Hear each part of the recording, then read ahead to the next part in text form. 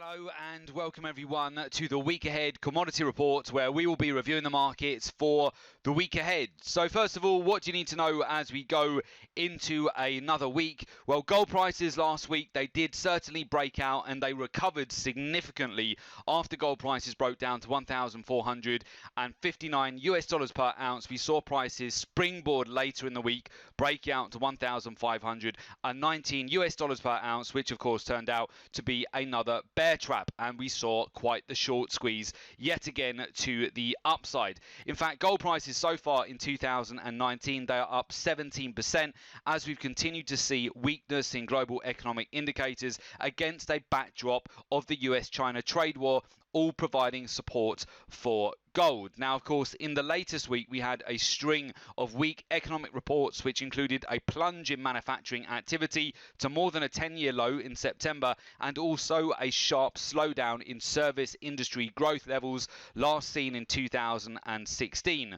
Meanwhile, oil prices did start to edge slightly higher on Friday off the back of the US jobs growth report that we had, non-farm payrolls on Friday, which showed the unemployment rate dropping to a near 50-year low of 3.5%. As a result, we saw both the S&P 500 and also oil prices catch a bid on Friday. And now, as we go into next week, investors are watching for further developments on tensions between the United States and Iran with respect to oil prices, and will also be watching very closely the US-China trade talks, which are set to resume next week.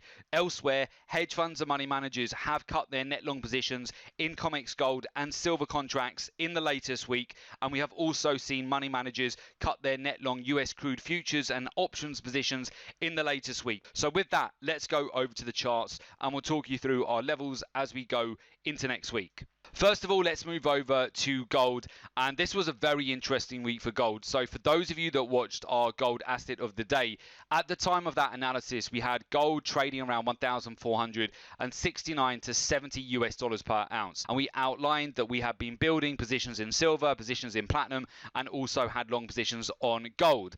And then we really saw that first of quarter buying come back into the market. On the 1st of October, we saw this reversal in gold, which then of course followed through for over a 600-point move off the lows. And I must say, many traders have yet again been caught out on a bear trap here with gold. Of course, many traders, purely technically speaking, were looking at this head and shoulders pattern. So left shoulder, head, right shoulder, a breakdown of that pattern, and getting triggered for their sell shorts at 1,485, 1,480 and so forth, only to really be in profit for a very short duration before we've seen another short squeeze in the market. Now, of course, many of you have been on the right side of these moves, and to be fair, if you shorted around the previous highs, well done, because that was a great opportunity. But if you got caught out and shorted on a false break of support here yet again for gold, unfortunately that has resulted in a squeeze, and we've actually been long, of course, as I mentioned, and capitalized on this breakout to the upside, banking 650 points over our trades on gold this week to the long side. And you can see here where we've had a great V-shaped reversal pattern, good drive higher here over both Tuesday, Wednesday and Thursday. And really, just from a point of note that many of you are becoming aware of, you just need to have this in your diary and your calendar, that you get this end of quarter profit taking, which accelerated on the Monday, the very last day of the quarter, and then you get the buyback on the Tuesday here, which was the 1st of October, and of course that lent into three white soldiers formation here, solid breakout to the upside, and that's really enabled us to capitalize on that breakout move, not only with gold but also with silver as well, buying just under $17 per ounce. So I commend those of you that capitalized on this move, and for those that didn't manage to capitalize on that move, let's just discuss what we're looking at as we go into next week in a bit more detail. Okay, so where we are at with gold at the moment, closed at $1,504 per ounce. We do need to note that there is a short-term lower low on the chart and also a lower high. So at the moment, in the short term, gold is actually developing a downward trend. However, what you want to look out for is the higher time frames, which again many technical traders were looking at to really confirm a sell short, which we've now seen a squeeze to the upside with this strong reversal. That's quite a bullish candle here we've got on the weekly, which you need to bear in mind for gold, and I would look at that as potentially setting up again for a bull flag and a breakout, but it may not happen next week. I am expecting higher prices over this quarter, particularly into November and December, although October tends to be more of a range bound month for gold, but I'm not expecting a full-on meltdown with gold prices, as many are expecting out there, who've been targeting 1400 and so forth, as I'm sure you've seen the analysis out there, and I just don't agree with that. We haven't seen that in the latest week. In fact, I feel bad for all of those traders out there who are selling short at the lows here on gold and just got capitulated in the opposite direction, which I'm sure wasn't anybody who watches this channel. But for those of you that have managed to capitalize on this long position in the last few days here, well done. In fact, before I go over to gold in more detail, let me just show you silver as well. So as I mentioned on Tuesday's session, both gold asset of the day and silver asset of the day, we were buying here around the 17 US dollar. In fact, we got $16.98 was our entry, but around the $17 per ounce zone. We've had a nice breakout higher here, right from the lower channels as well. We're into the close at $17.50 here, and you can see again end of quarter profit taking, driving the price back towards those lows just under $17, providing a great opportunity to buy back here on Tuesday. Springboard higher into a V-shaped reversal. Weekly chart is also showing a reversal at the moment as well. However, it hasn't really managed to gain significant momentum just yet. Next week's going to be very interesting. We have taken some profits off the table already for silver. We may see it consolidate a little bit sideways at the moment. Certainly $17 per ounce, I do like that level. If we were to revisit that zone, I would look out for buying evidence again. I don't know that we will. We've already established our long positions, but there is a lot of buying that's been going on at that level recently. If we can ideally just break out slightly higher here, form that V-shaped reversal, make a move up to $18, then I'd be looking for ultimately a move back towards the upper end of these channels as well, forming a V-shaped reversal. Now, it's been interesting in the latest week with the gold-silver ratio has started to roll over, indicating that silver could outperform gold just at the beginning of the week. Now, something else that I mentioned to you on last week's commodity report, which was very clear, was again the counterflow that you often get on a Monday as opposed to the rest of the week. So you can see the counterflow on a Monday, also the fact that we had end of quarter profit taking, and then we really saw the proper flow come into the market on Tuesday, Wednesday, Thursday. I'm going to show you a currency for a very good example of this because it happens so often. I think it's worthwhile you being aware of this. I'm sure many of you who watch our channel are very aware of this, but if you're not, let me just put this on your radar. So the amount of times that on Monday, I'll give you an example of the euro, is counterflow. So on Monday, we had this sell-off. On Tuesday, Wednesday, Thursday, Friday, this is where you saw the euro gain momentum to the upside. This was the same with, for example, the dollar index. At the beginning of the week, the dollar broke out to almost 2-year highs. It was a false breakout, and then subsequently we continued to sell off on Tuesday, Wednesday, Thursday, and Friday. So as I mentioned, what a lot of traders out there do over the course of the weekend, they're doing all of their analysis from a purely technical point of view, this is,